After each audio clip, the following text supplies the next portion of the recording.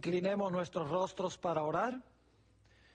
Padre Celestial, te damos gracias por el gran privilegio que nos concedes de venir a este lugar para abrir tu santo libro y escuchar tu voz hablándonos a través de él.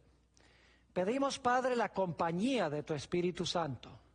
Danos claridad de pensamiento y corazones dispuestos para recibir la semilla de la verdad. Te doy gracias, Señor, por escuchar esta oración, porque te lo pedimos en el nombre de Jesús. Amén. El título del tema que vamos a estudiar hoy es Un ladrón y una pitonisa. Y vamos a entrar de lleno a nuestro estudio de una vez. Les invito a abrir sus Biblias conmigo al Evangelio según San Lucas, el capítulo 23 y los versículos 32 y 33. Aquí encontramos el hecho de que cuando Jesús fue crucificado, juntamente con él fueron crucificados dos ladrones. Leo de Lucas 23, 32 y 33. Dice así: llevaban también con él a otros dos, que eran malhechores, para ser muertos. Y cuando llegaron al lugar llamado de la Calavera, le crucificaron allí, y a los dos malhechores, uno a la derecha y otro a la izquierda. El relato nos dice que al principio los dos injuriaban al Señor Jesús, pero luego uno de los ladrones tuvo un cambio de corazón, se arrepintió. Vamos a leer en cuanto a eso en Lucas 23 y el versículo 39 hasta el versículo 43. Dice así: y uno de los malhechores que estaban colgados le injuriaba diciendo: si tú eres el Cristo, sálvate a ti mismo y a nosotros. Respondiendo el otro, le reprendió diciendo: ¿ni aún temes tú a Dios, estando en la misma condenación? Nosotros, dijo el ladrón, a la verdad justamente padecemos, porque recibimos lo que merecieron nuestros hechos, mas éste ningún mal hizo. Y dijo a Jesús, este ladrón penitente: acuérdate de mí cuando vengas en tu reino. Y ahora viene el versículo clave que queremos estudiar en la primera parte de nuestro tema de hoy. Versículo 43. Entonces Jesús le dijo: de cierto te digo, que hoy estarás conmigo en el paraíso. Algunas personas toman este versículo 43 para indicar de que Jesús se le estaba diciendo al ladrón que ese mismo día él junto con el ladrón iban a estar en el paraíso. Y eso parece decir este versículo. Nuevamente, noten lo que dijo Jesús a este ladrón. Entonces Jesús le dijo: de cierto te digo que hoy estarás conmigo en el paraíso. Alguno dirá, ahí está claro que Jesús estaba enseñando que él y el ladrón iban a estar juntos en el paraíso. Lo que quiero decirles es que en el Nuevo Testamento los escritos originales no tienen signos de puntuación. Es decir, no tienen puntos, ni comas, ni signo de exclamación, ni signo de pregunta o de interrogación, etc. Es decir, que los traductores han colocado los signos de puntuación a donde ellos creen que deben estar. Ahora, dependiendo de dónde uno coloque una coma en el versículo 43, cambia el sentido del versículo. Notemos dos posibilidades de traducción en el versículo 43. Jesús podría haberle dicho al ladrón: de cierto te digo, hoy estarás conmigo en el paraíso. Pero hay otra posibilidad, y es que Jesús le dijo al ladrón: de cierto te digo, hoy estarás conmigo en el paraíso. Es decir, que si se coloca la coma después de la palabra digo, de cierto te digo, hoy estarás conmigo en el paraíso, significaría que Jesús ese mismo día le estaba diciendo al ladrón que iba a estar en el paraíso con él. Pero si se coloca la coma después de la palabra hoy, Jesús estaba diciéndole al ladrón, te estoy diciendo hoy que algún día estarás conmigo en el paraíso. Ahora la pregunta clave es, ¿a dónde se debe colocar la coma? ¿Se debe colocar después de la palabra digo o se debe colocar después de la palabra hoy? Yo creo que hay razones definitivas en el texto bíblico que nos indican que la mejor traducción, el mejor lugar donde colocar la coma, que no estaba en los originales, que ponen los traductores, es después de la palabra hoy. Es decir, la mejor traducción es, de cierto te digo hoy, estarás en el futuro conmigo en el paraíso. Vamos a analizar por unos momentos a dónde queda el paraíso del cual habló Jesús. La Biblia nos habla de 3 cielos. Noten 2 de Corintios, el capítulo 12 y el versículo 2 hasta el versículo 4. 2 de Corintios, el capítulo 12 y el versículo 2 hasta el versículo 4. Aquí se indica de que hay 3 cielos. Dice lo siguiente, el apóstol Pablo: conozco a un hombre en Cristo que hace 14 años, si en el cuerpo no lo sé, si fuera del cuerpo no lo sé, Dios lo sabe, fue arrebatado hasta el 3er cielo. Noten que Pablo conoce a un hombre que fue arrebatado hasta el 3er cielo. Ahora, si hay un 3er cielo, tiene que haber uno segundo y tiene que haber uno primero. Ahora, noten el versículo 3. Y conozco al tal hombre, si en el cuerpo o fuera del cuerpo no lo sé, Dios lo sabe. Más adelante vamos a hablar de lo que significa en el cuerpo o fuera del cuerpo. Versículo 4, que fue arrebatado al paraíso, donde oyó palabras inefables que no le es dado al hombre expresar. Noten que en estos versículos nos dice que este hombre fue arrebatado al 3er cielo y en el 3er cielo estaba el paraíso. Se usa la palabra paraíso, la misma palabra que está en Lucas 23 y el versículo 43. Ahora, permítanme hablarles un momentico de cuáles son esos 3 cielos. Génesis 1:8 nos dice que el primer cielo es el cielo atmosférico a donde vuelan las aves. Dice en Génesis 1:8, y llamó Dios a la expansión cielos, y fue la tarde y la mañana el día segundo. La expansión se le llama cielos, y ese es el lugar a donde vuelan las aves, es nuestra atmósfera, en otras palabras. El segundo cielo se menciona en Génesis 15 y el versículo 5, a donde se habla de Abraham. Dios le instó que saliera y mirara el cielo y tratara de contar las estrellas.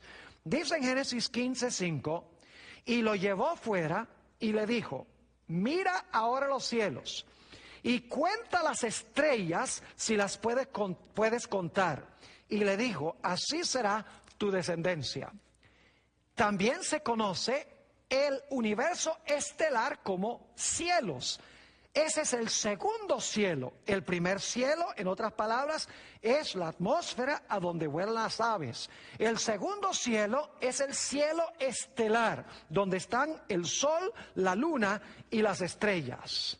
El tercer cielo, como hemos visto, es el lugar a donde se encuentra el paraíso. Ahora, inmediatamente nos preguntamos, ¿a dónde queda ese paraíso?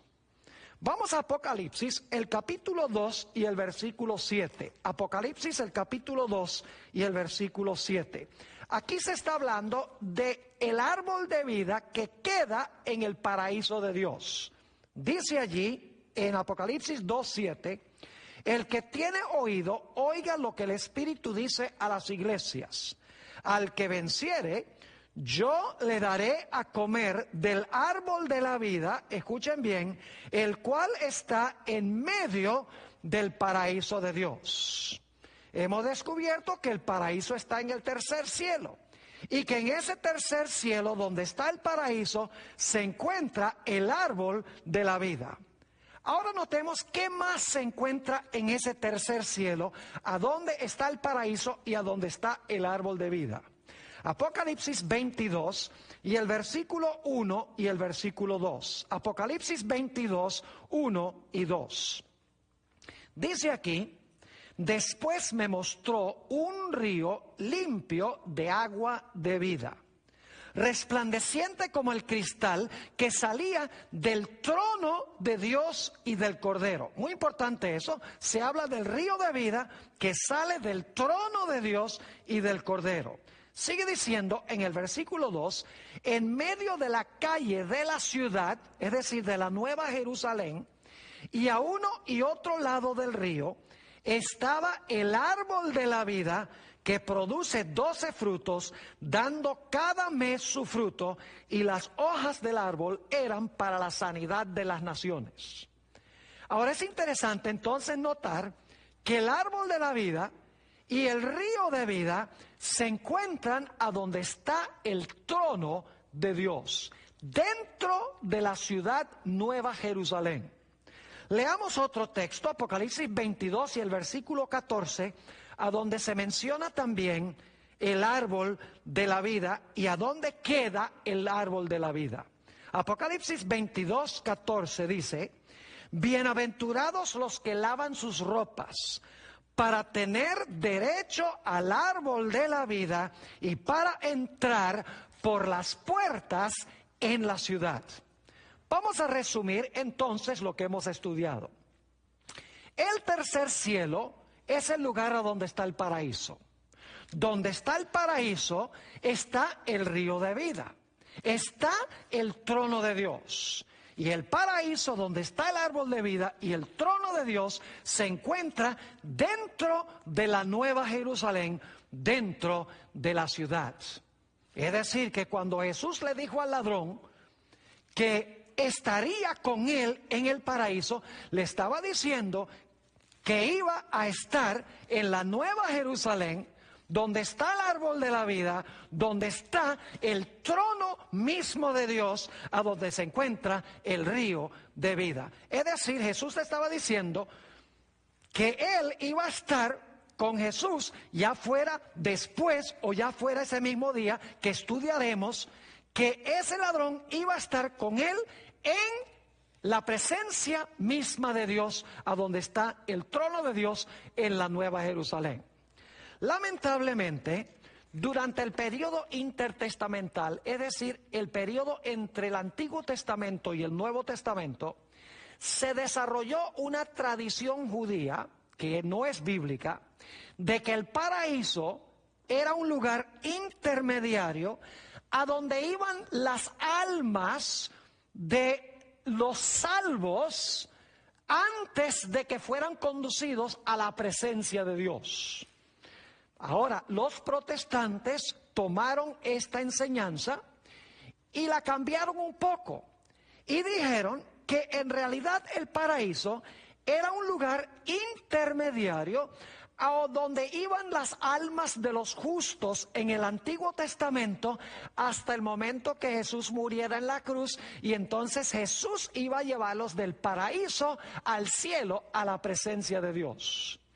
Este concepto, mis queridos amigos, no es bíblico, porque ya hemos visto que el paraíso es el lugar a donde se encuentra el trono de Dios. El paraíso es el lugar a donde está el árbol de vida. El paraíso está dentro de la Nueva Jerusalén, en la presencia misma de Dios. No es ningún lugar intermediario. Así que si Jesús le estaba diciendo al ladrón que ese mismo día iba a estar con él en el paraíso, significaba que Jesús ese mismo día con el ladrón iba a estar en la Nueva Jerusalén, en la presencia de Dios, donde está su trono y donde está el árbol de la vida.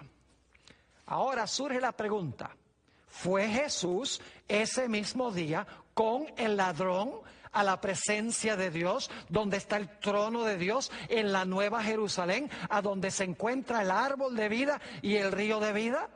La respuesta bíblica es que Jesús no fue a ese lugar, ni tampoco fue el ladrón. Alguno dirá, ¿cómo sabe usted eso, Pastor Bor? Porque la Biblia lo dice.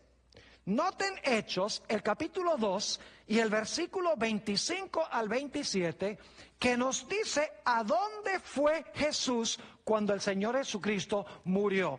No fue a la Nueva Jerusalén, al tercer cielo, donde está el trono de Dios, donde está el árbol de vida, donde está el río de vida. Allá no fue. La Biblia es clara en cuanto al lugar a donde fue Jesús ese mismo día. No fue allá, fue a otro sitio. Hechos 2 y el versículo 25. Porque David dice de él: veía al Señor siempre delante de mí, porque está a mi diestra, no seré conmovido. Por lo cual mi corazón se alegró y se gozó mi lengua, y aún mi carne descansará en esperanza. Esta es una promesa en cuanto al Mesías. Aquí está hablando el Mesías, Jesús, y está diciendo, mi carne descansará en esperanza. Ahora, ¿por qué la carne de Jesús iba a descansar en esperanza? Versículo 27. Porque no dejarás mi alma en el Hades, ni permitirás que tu santo vea corrupción. Ahora necesitamos nosotros estudiar esta palabra alma y también la palabra Hades. Permítanme leerles cómo reza este versículo en la Nueva Versión Internacional. Yo acabé de leer de la versión de 1960, Reina Valera, pero voy a leer ahora de la Nueva Versión Internacional, Hechos 2 y el versículo 27. Nos va a explicar qué significa la palabra alma y nos va a explicar dónde es el Hades. Dice allí en la Nueva Versión Internacional, no dejarás que mi vida, noten que la palabra alma significa la vida, no dejarás que mi vida termine en el sepulcro. Es decir, el Hades es el sepulcro. Ni permitirás que tu santo sufra corrupción. Es decir, la Nueva Versión Internacional, que es una de las más usadas en el mundo cristiano hoy, nos dice que la palabra alma significa la vida de la persona. Más adelante vamos a tener un tema donde estudiaremos lo que significa el alma en la Biblia y lo que significa la palabra Hades. Pero vale decir por ahora que la palabra alma aquí sencillamente significa la vida de la persona y el Hades significa el sepulcro. Es decir, el Señor Jesucristo en este salmo está diciendo que Dios no iba a dejar su vida allí en el sepulcro. Dicho sea de paso, en la versión Reina Valera de 1960 se traduce la palabra Hades con la palabra sepulcro en 1 de Corintios, el capítulo 15 y el versículo 55. Allí dice, ¿dónde está, oh sepulcro, tu victoria? Es decir, este texto nos está diciendo que el Señor Jesucristo ese día no fue al tercer cielo, a donde está el trono de Dios, a donde está el árbol de la vida, sino que fue al sepulcro. Ahora, quiero que noten en Juan 19, 31 al 34, que el ladrón ni siquiera se murió ese mismo día. ¿Cómo podría haber ido con Jesús al paraíso ese día si el ladrón ni siquiera se murió ese día?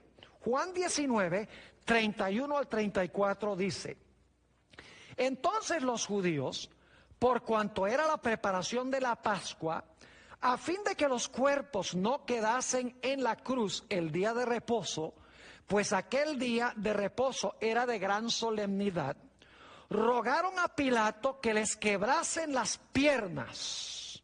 Es decir, vamos a quebrarle las piernas a estos tres que están en las cruces y fuesen quitados de allí. Vinieron pues los soldados y quebraron las piernas al primero y asimismo al otro que había sido crucificado con él. Estaban vivos todavía, por eso quebraron las piernas. Y alguno dirá, ¿cómo sabe eso? Sigamos leyendo. Mas cuando llegaron a Jesús, cuando le vieron ya muerto, no le quebraron las piernas. Es decir, como vieron a Jesús muerto, no le quebraron las piernas. Los ladrones no estaban muertos, por eso le quebraron las piernas. Dice, pero uno de los soldados le abrió el costado con una lanza y al instante salió sangre y agua.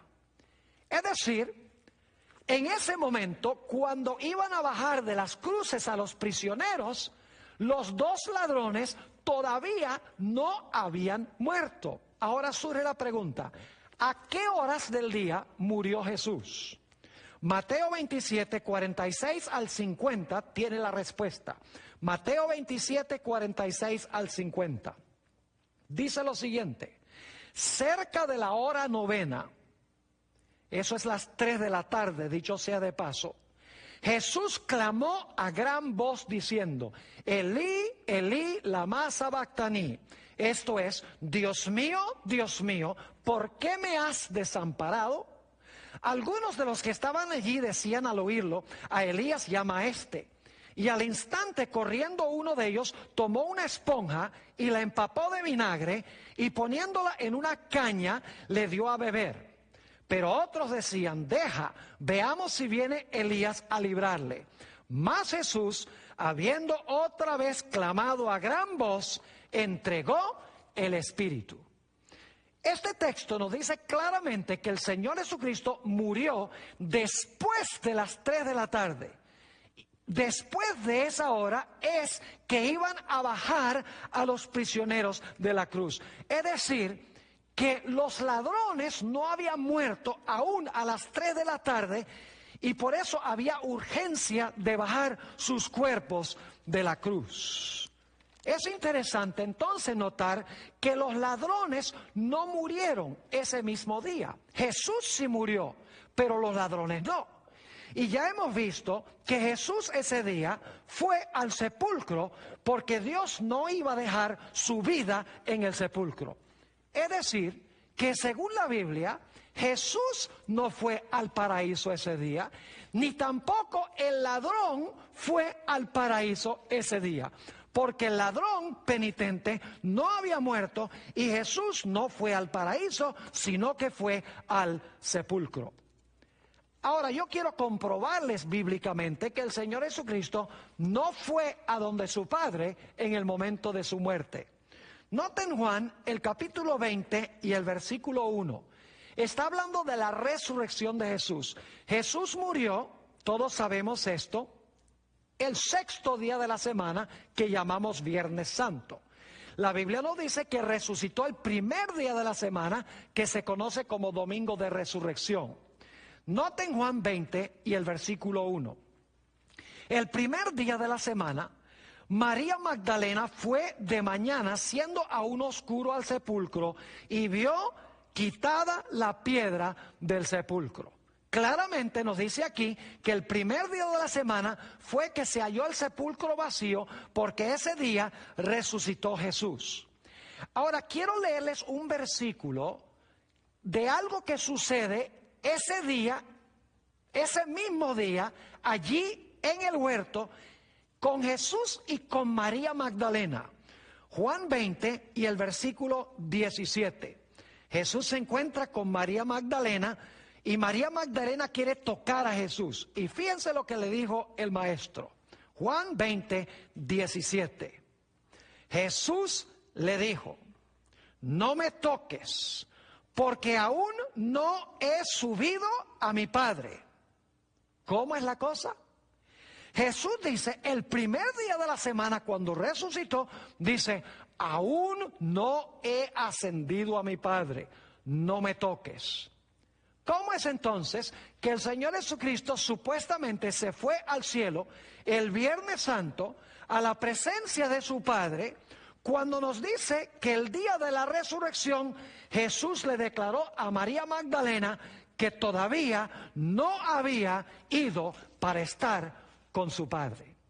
Es muy obvio por todas estas evidencias bíblicas que Jesús no fue a la presencia de su Padre ese mismo día en el paraíso, ni el ladrón tampoco fue ese mismo día al paraíso.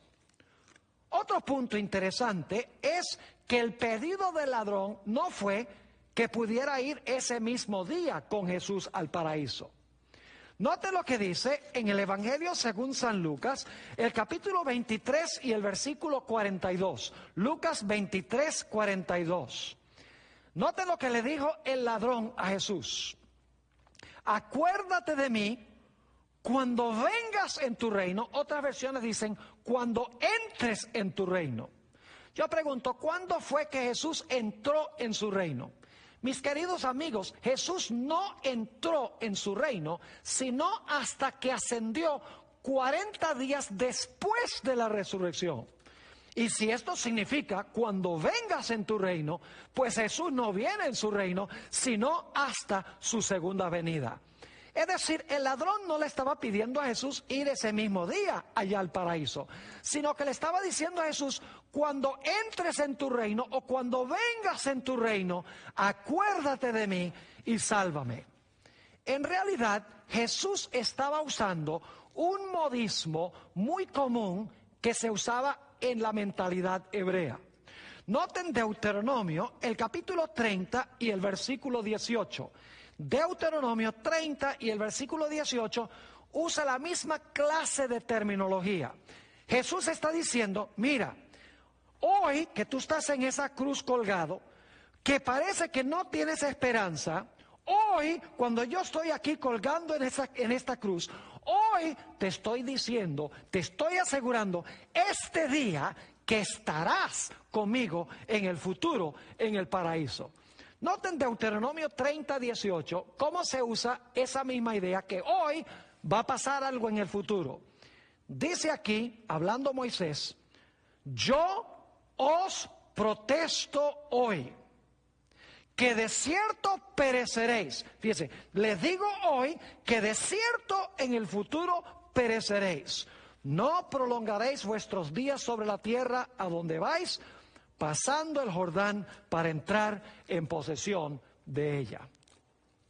Es decir, que no podemos usar Lucas 23, 43 para enseñar que ese mismo día el alma de Jesús se fue al cielo y el alma del ladrón se fue al cielo. No dice nada de que el alma iba a ir, el alma de Jesús y el alma del ladrón. Ese mismo día no fueron allá. Así que la traducción correcta, el lugar donde debe ir la coma es, de cierto te digo, hoy estarás conmigo en el paraíso. Ahora vamos a nuestro segundo episodio de estudio. El episodio de la pitonisa de Endor. Déjenme darles un poquito de marco histórico. Resulta que la Biblia nos dice que el rey Saúl había pasado la mayor parte de su gobierno persiguiendo a David, que se había tornado en la mente de él en su enemigo. Y como se había enfocado tanto en perseguir a David, descuidó su reino. Y los filisteos tomaron gran ventaja, conquistaron gran territorio de Israel. Y ahora Saúl se dio cuenta que estaba perdiendo su territorio, estaba perdiendo su reino y estaba desesperado por saber qué iba a suceder con su reino en el futuro. Es decir, estaba turbado y asustado. Noten 1 de Samuel, el capítulo 28 y el versículo 5, donde se nos habla de la preocupación de Saúl porque estaba perdiendo su reino a manos de los filisteos. Dice ahí en 1 de Samuel 28 y el versículo 5, y cuando vio Saúl el campamento de los filisteos, tuvo miedo y se turbó su corazón en gran manera. Estaba supremamente preocupado y por lo tanto decidió consultar a Jehová. Ahora, Dios había establecido ciertos métodos aceptables y convencionales para comunicarse con él. Entre esos había visiones, había sueños, había el Urim, el Tumim, es decir, métodos que Dios aprobaba, que Dios había establecido. Pero la Biblia no dice que Saúl usó estos métodos, pero Dios no le respondió usando los métodos que Dios mismo había establecido. Nota en 1 de Samuel, el capítulo 28 y el versículo 6. Dice, y consultó Saúl a Jehová, pero Jehová no le respondió, ni por sueños, ni por Urim, ni por profetas. Es decir, Dios rehusó contestar la plegaria de Saúl usando los métodos que Dios mismo había establecido. Ahora es importante reconocer que Samuel en este momento estaba muerto y sepultado. Noten 1 de Samuel, el capítulo 28 y el versículo 3. Dice aquí, ya Samuel había muerto. Y todo Israel lo había lamentado, y le habían sepultado en Ramá, su ciudad. Y Saúl había arrojado de la tierra a los encantadores y adivinos. Así que noten que Samuel en este momento estaba muerto y estaba enterrado. Ese es un dato muy importante. Ahora yo pregunto, ¿en qué condición se encuentran los muertos cuando están enterrados? Eclesiastés 9, 5 y 6 nos dice lo siguiente: porque los vivos saben que han de morir, pero los muertos nada saben, ni tienen más paga, porque su memoria es puesta en olvido. También su amor y su odio y su envidia fenecieron ya, y nunca más tendrán parte en todo lo que se hace debajo del sol. La Biblia dice claramente que los muertos nada saben. Saúl sabía que Samuel había muerto y que Samuel había sido enterrado. Ahora, ¿saben ustedes que Dios había prohibido terminantemente tratar de comunicarse con los muertos? Noten Levítico, el capítulo 20 y el versículo 27. Levítico 20, 27. Dice aquí, y el hombre o la mujer que evocare espíritus de muertos o se entregare a la adivinación, ha de morir. Serán apedreados, su sangre será sobre ellos.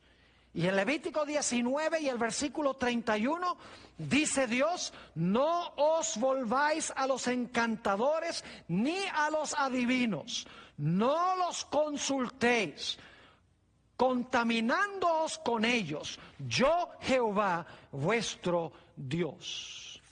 Noten entonces que Dios había prohibido terminantemente tratar de comunicarse con los muertos. Y hay una razón especial, y es que los muertos no saben nada. Es imposible, según la Biblia, comunicarse con los muertos. Por eso Dios dijo, el que trate de comunicarse con un muerto debe ser apedreado. Dicho sea de paso, Saúl sabía que estaba prohibido tratar de comunicarse con los muertos. Noten 1 de Samuel, el capítulo 28 y el versículo 9. 1 de Samuel 28, 9. Aquí llegó a donde está la pitonisa de Endor. Y dice allí, y la mujer le dijo, he aquí tú sabes lo que Saúl ha hecho, porque Saúl estaba disfrazado, lo que Saúl ha hecho. Cómo ha cortado de la tierra a los evocadores y a los adivinos. ¿Por qué pues pones tropiezo a mi vida para hacerme morir? Saúl sabía que no se debía consultar a los muertos. Por eso la Biblia nos dice que Saúl se disfrazó para tratar de engañar a la pitonisa. Noten 1 de Samuel, el capítulo 28 y el versículo 7 y 8. 1 de Samuel 28, 7 y 8. Entonces Saúl dijo a sus criados, buscadme una mujer que tenga espíritu de adivinación, para que yo vaya y por medio de ella pregunte. Y sus criados le respondieron, he aquí hay una mujer en Endor, que tiene espíritu de adivinación. Y se disfrazó Saúl, y se puso otros vestidos, y se fue con 2 hombres y vinieron a aquella mujer de noche. ¿Sabía Saúl que lo que estaba haciendo era prohibido por Dios? Claro que sí. Dice que se disfrazó. se colocó otros vestidos, llegó de noche y luego dice, y él dijo, yo te ruego que me adivines por el espíritu de adivinación y me hagas subir a quien yo te dijere. Saúl sabía que estaba prohibido terminantemente consultar a los muertos. Por eso había echado a las pitonisas y a los adivinadores de Israel. Lo interesante es que Saúl le dijo a la pitonisa, hazme subir a quien yo te dijere. Noten 1 Samuel, el capítulo 28 y el versículo 11. Nos dice a quién era que Saúl quería que la pitonisa hiciera subir. Dice allí, la mujer entonces dijo, ¿a quién te haré venir? Dice aquí en la versión del 60, todas las versiones más famosas dicen, ¿a quién te haré subir? Y él respondió, hazme subir o hazme venir a Samuel. Ahora, hemos visto que Samuel estaba muerto y había sido sepultado.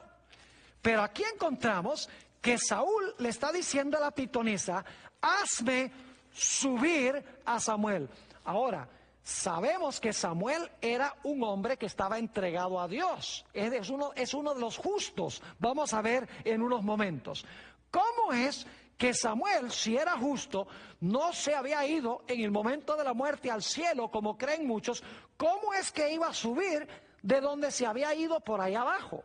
Esperaríamos que si se había ido al cielo, que debía bajar, no debía subir. Ahora se vuelve aún más interesante esta historia. En 1 Samuel 28 y el versículo 13, nos dice que cuando la pitonisa finalmente hizo subir al supuesto Samuel, vio algo muy interesante. 1 Samuel 28 y el versículo 13.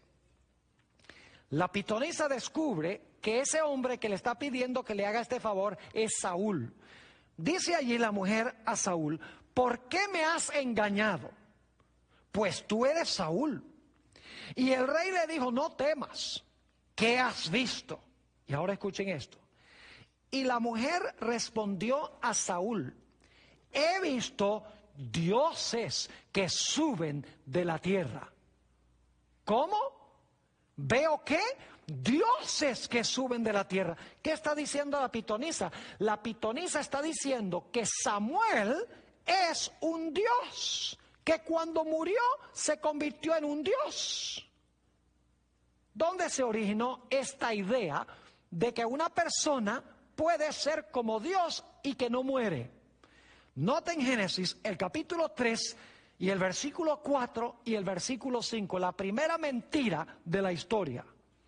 Entonces la serpiente dijo a la mujer, no moriréis, sino que sabe Dios que el día que comáis de él, serán abiertos vuestros ojos y seréis como Dios, sabiendo el bien y el mal. Es decir, Satanás le dijo a Eva, no vas a morir, sino que vas a ser como Dios. Aquí la pitonisa está diciendo, estoy haciendo subir a Samuel, porque Samuel en realidad no está muerto, como dice la Biblia, y está diciendo que Samuel que está subiendo es un Dios, porque ella dice, he visto dioses subiendo de la tierra.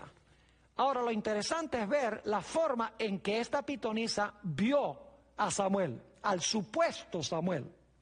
Primero de Samuel, el capítulo 28 y el versículo 14 nos dice, hablando Saúl a la pitonisa, él le dijo, ¿cuál es su forma? Es decir, ¿cuál es la forma de este Dios que está subiendo de la tierra? Y ella respondió, un hombre anciano viene. Y una mejor traducción de todas las versiones que yo examiné en inglés, las más famosas, dicen, un hombre anciano sube, cubierto de un manto. Qué cosa interesante, un hombre anciano, un viejo cubierto de un manto. ¿Saben que esa es la forma como los espiritistas en la antigüedad veían a los supuestos espíritus de los difuntos que subían? Los veían cubiertos de un manto y viejitos. Ahora, Note lo que sigue diciendo. Saúl entonces entendió, note que no dice que era Samuel, dice que Saúl entendió que era Samuel. Y humillando el rostro a la tierra, hizo gran reverencia. Es decir, que Saúl prácticamente está adorando a esta entidad que está subiendo de la tierra. Este Dios supuesto del cual está hablando la pitonisa. Ahora yo pregunto, ¿a dónde iba a ir Saúl el siguiente día después de esta conversación? La Biblia dice que Saúl iba a morir en la batalla. Pero fíjense la gran mentira que echó este supuesto Samuel a la pitonisa, y la pitonisa le dio el mensaje a Saúl. Primera de Samuel, el capítulo 28 y el versículo 19. Dice allí: y Jehová entregará a Israel también contigo en manos de los filisteos. Es decir, tú, Saúl, vas a caer en manos de los filisteos. Y fíjense lo que dice el supuesto Samuel, que en realidad es un demonio disfrazado de Samuel. Dice: y mañana estaréis conmigo, dice este supuesto Samuel, mañana estaréis conmigo tú y tus hijos, y Jehová entregará también al ejército de Israel en mano de los filisteos. Qué raro que este supuesto Samuel le esté diciendo a Saúl: mira, mañana tú vas a estar en el mismo lugar a donde estoy yo. Entonces, ¿qué? ¿Los justos y los impíos van al mismo lugar cuando mueren? Eso es lo que enseña el espiritismo. El espiritismo no enseña que los justos van al cielo y los impíos van al infierno. Ellos enseñan que los justos y los impíos todos van al mismo lugar. Ahora yo pregunto, Samuel, quien fue justo, ¿a dónde era que iba a ir? ¿Saúl iba a estar en el mismo lugar que el justo Samuel? En ningún sentido de la palabra. En Hebreos, el capítulo 11 y el versículo 32, encontramos mencionado el nombre de Samuel como uno de los grandes héroes de la fe del Antiguo Testamento. Dice en Hebreos 11:32: ¿y qué más os digo? Porque el tiempo me faltaría contando de Gedeón, de Barak, de Sansón, de Jefté, de David, así como de Samuel y de los profetas. Fíjense que Samuel era justo, está en la lista de los héroes de la fe en Hebreos 11. Y quiero que noten que la Biblia nos dice que Samuel fue salvo. Y algunos dicen, ¿cómo sabemos eso?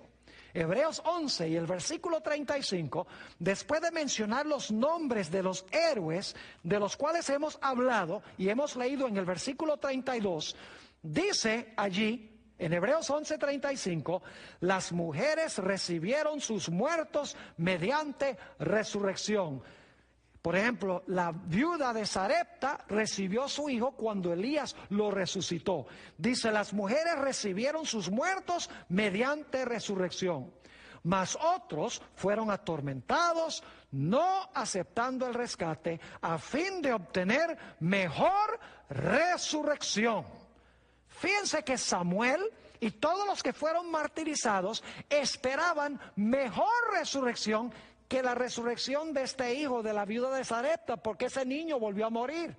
Pero la Biblia nos dice que cuando Samuel sea resucitado, no va a volver a morir, porque es mejor resurrección. Es la resurrección de vida cuando venga el Señor Jesucristo en poder y en gloria. Es decir, Samuel era justo. Va a resucitar en la resurrección de los justos. Saúl era malvado y maligno. ¿Cómo entonces es que Saúl y Samuel iban a terminar en el mismo lugar, según dijo este supuesto espíritu de Samuel? Quiero notar un último punto antes de leer algunas citas muy interesantes. Primera de Crónicas 10, 13 y 14 nos dice explícitamente que Saúl no consultó a Jehová. Si no consultó a Jehová, entonces Jehová no le respondió. ¿Cómo es que Dios iba a usar el justo Samuel para comunicarse con Saúl cuando Dios había prohibido intentar comunicarse con los muertos, porque la Biblia dice que los muertos no saben nada. Noten Primera de Crónicas 10, 13 y 14. Dice, así murió Saúl, esto es el siguiente día, por su rebelión, con que prevaricó contra Jehová, contra la palabra de Jehová, la cual no guardó. Y porque consultó, ahora escuchen bien, porque consultó a una adivina y no consultó a Jehová. Por esta causa le mató y traspasó el reino a David, hijo de Isaí. Claramente nos dice aquí que Saúl no consultó a Jehová. Así que Jehová no le contestó a Saúl. Ahora noten Isaías 8, 19 y 20, donde Dios dice a quién deben consultar los miembros que pertenecen a su pueblo. Isaías 8, 19 y 20. Y si os dijeren, preguntad a los encantadores y a los adivinos que susurran hablando, responded, ¿no consultará el pueblo a su Dios? ¿Consultará a los muertos por los vivos? A la ley y al testimonio. Si no dijeren conforme a esto, es porque no les ha amanecido. Aquí Dios dice en Isaías, no consultes a los pitones, a las pitonisas, a los adivinos, a los que consultan a los muertos. Dice, consulta a Jehová, a la ley y al testimonio. Es decir, de acuerdo con la Biblia, la palabra de Dios. Pero alguno dirá, pero pastor, allí dice que aparentemente fue Samuel el que se le apareció a la pitonisa de Endor. Quiero que noten un dato muy interesante en 1 Samuel 28 y el versículo 14. 1 Samuel 28 y el versículo 14. Dice allí que Saúl en realidad no vio a Samuel. La pitonisa fue la que dijo que vio a Samuel. Pero la Biblia nos dice que Saúl percibió que era Samuel. Fíjense lo que dice 1 Samuel 28, 14. Saúl entonces entendió, otra traducción dice, percibió que era Samuel. Y humillando el rostro a tierra, hizo gran reverencia. Dice que Saúl percibió que era Samuel. Ahora, ¿cómo estaban los poderes de percepción de Saúl en este momento? 1 Samuel 16, 14 nos dice que para este momento Saúl estaba bajo el control de un espíritu malvado.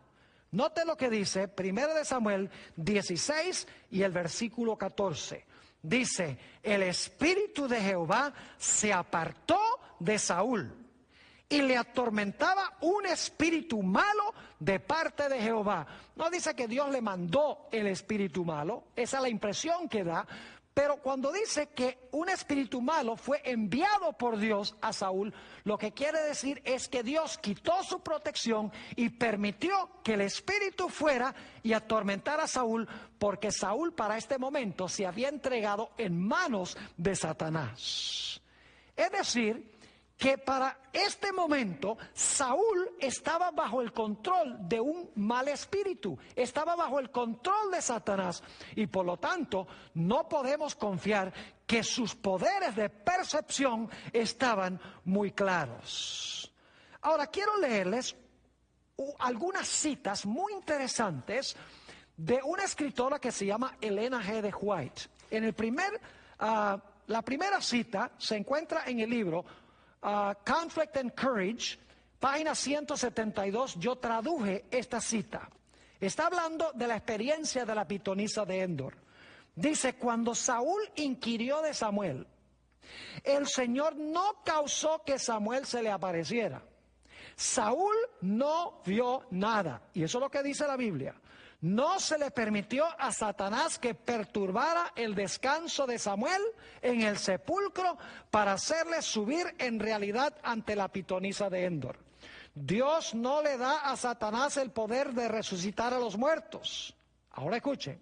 Pero los ángeles de Satanás asumen la forma de amigos difuntos y hablan y actúan como ellos. Y por medio de estos supuestos amigos muertos, puede llevar adelante mejor su obra de engaño.